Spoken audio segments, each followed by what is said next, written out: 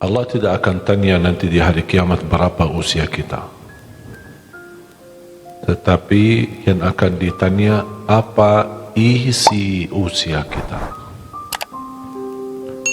Sebagaimana bersabda Rasulullah SAW di hadis yang sahih, "Lan tazula qadama 'abdin yawmal qiyamah hatta yus'al an arba'." Tidak akan tergeser kaki seorang nanti di hari kiamat sebelum menjawab 4 pertanyaan. Yang pertama, an umurihi fima afnah. Akan ditanya umurnya, apa yang kamu isi, apa yang kamu gunakan. Wa an syababihi fima ablah. Lebih khusus lagi ditanya usia mudamu. Padahal usia muda ini bagian dari umur. Tapi kenapa ditanya lagi? Kenapa? Karena usia muda itu adalah tantangannya besar. Dan perjuangannya untuk Islam itu sangat dipintingkan. Dan kita lihat sepanjang sejarah, perjuangan Islam itu banyakkan untuk pemuda. Kalau yang tua-tua, apa yang diharapkan sudah? Fisik sudah tidak sama seperti yang muda. Yang tua hanya harap husnul khatimah dan berdoa untuk umat Islam. Oleh karena itu, seorang pemuda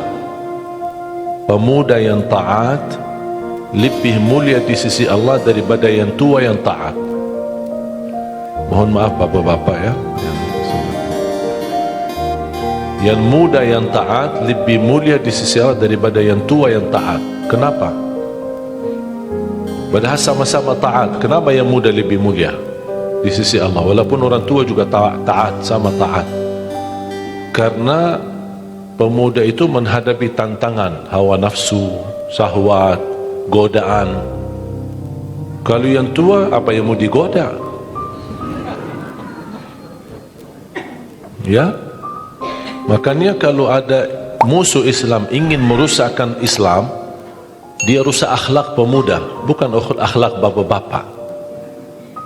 Dia merusak akhlak para pemuda-pemudi.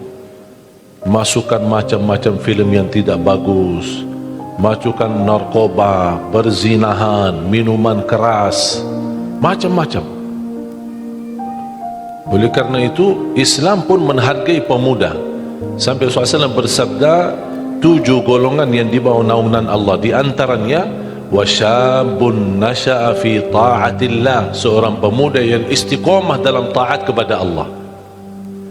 Padahal hawa nafsunya masih ingin dunia, syahwat, mengejar dunia, menghobi hal-hal yang sekarang kita melihat perilaku pemuda-pemudi semua serba. Cuba sekarang apapun yang muncul di sosial media, yang para pengikutnya adalah pemuda. Yang tua-tua apa? Megang HP aja mungkin banyak tidak faham isi HP-nya. Cuma buat telefon, angkat, ya assalamualaikum, assalam, sudah selesai. Sekarang anak-anak kecil belum 5 tahun sudah pandai megang HP. Sampai kadang-kadang bapa yang tua tidak mengerti foto, kadang-kadang baru belajar bisa foto, bisa simpan foto, minta tolong sama anaknya, ini anak tolong fotoin.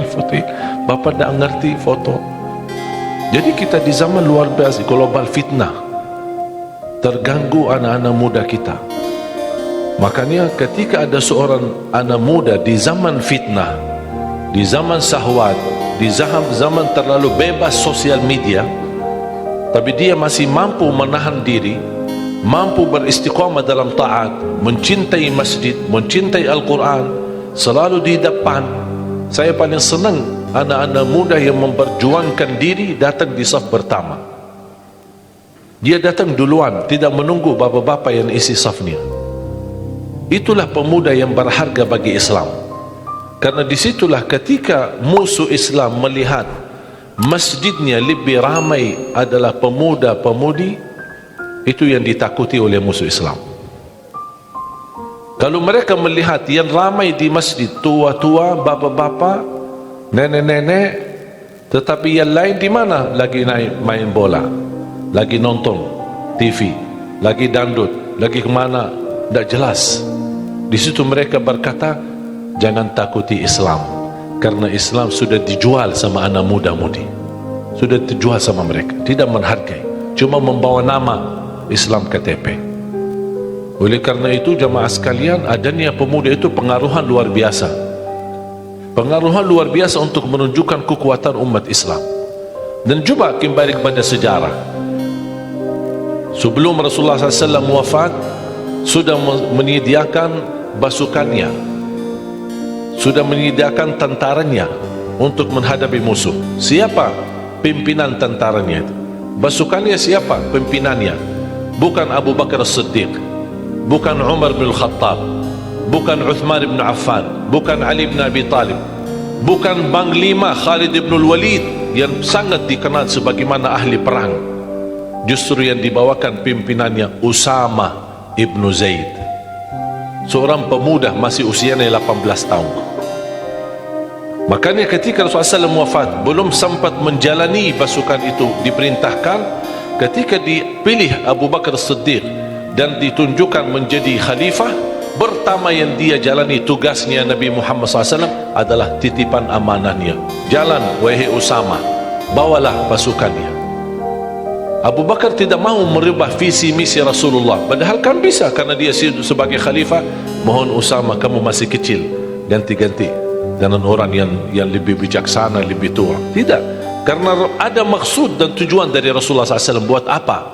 Menanamkan jiwa yang jihad, jiwa yang berjuang, jiwa yang mengerti, jiwa yang benar-benar bisa mempelajari dari orang-orang yang senior. Saya paling senang di masjid-masjid kalau diberikan kesempatan remaja masjid urusi masjid. Yang tua-tua tetap tidak digeserkan, tetap justru pemuda mengambil hikmah, kebijaksanaan, mengambil pelajaran dari para yang tua kita, orang tua kita, orang senior kita. Ambil hikmah bagaimana mereka sabar, karena pengalaman mereka jauh lebih besar daripada kita. Lebih tua satu hari daripadamu, ilmunya lebih tua 1 tahun. 1 hari dia lebih tua dari kita, berarti pengalamannya dia seperti punya ilmu 1 tahun lebih besar daripada kita. Makanya sempatkan para remaja menjadi imam, menjadi kesempatan pengurus masjid, pendahara, mengurus keuangannya, mengurus kebersihannya, mengontrol jadwalnya. Supaya apa? Supaya membangun generasi baru yang mampu mengurusi masjid kalau kita besok dipanggil oleh Allah Subhanahu wa taala. Makanya menjadi salah satu cita-cita saya mengajak seluruh masyarakat, ayo mari sama-sama terlibat dalam memperjuangkan dan mencetak 1 juta penghafal Al-Quran untuk Indonesia.